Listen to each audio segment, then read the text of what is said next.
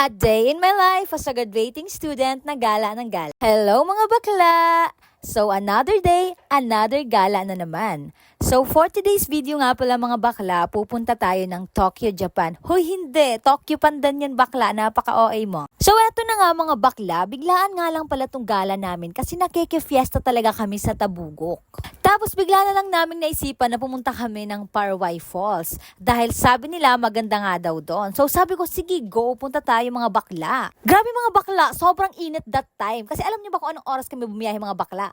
12:00 lang naman ang tanghali mga bakla, sobrang init. Grabe talaga mga bakla, hindi ko alam kung anong trip nila. Pero sinabayan ko na lang kasi for the gala naman ang person na ito. Sige, go. Igagala natin to, i-go natin to kahit sobrang init. At eto na nga mga bakla, nakapasok na tayo ng Tokyo at papunta na tayo ng Parway Falls. Pero tingnan niyo yung daanan mga bakla, lubak-lubak at mabato. Diyos ko, pag ako talaga yumaman, talagang ipapasiminto ko to.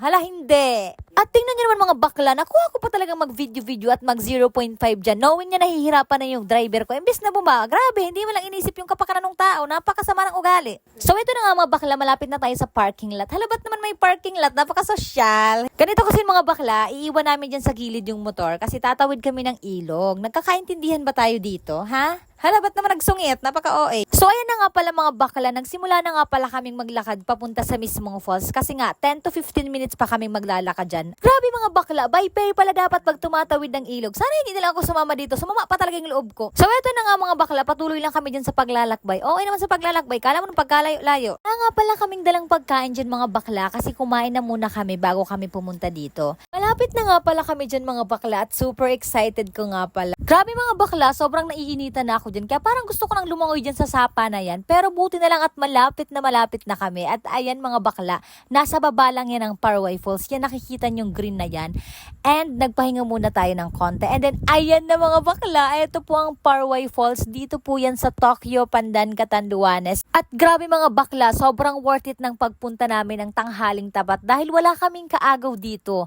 Solong-solo po namin ang falls dahil wala pa pong mga tao dyan that time. At alam nyo ba mga bakla, walang entrance dito. Kaya kung ako sa inyo, puntahan nyo na tong lugar na to.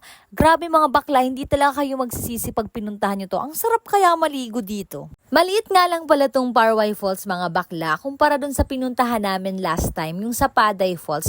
Pero masarap namang maligo dito kasi malamig naman yung tubig, malalim, at saka napakaganda naman talaga ng mga tanawin dito mga bakla. So hindi naman talaga kayo magsisisi kapag pinuntahan nyo tong lugar na to. Grabe, tuwang-tuwa nga pala ako habang tumatalon dyan mga bakla. Grabe, feeling ko bumalik ako sa pagkabata ko mga bakla.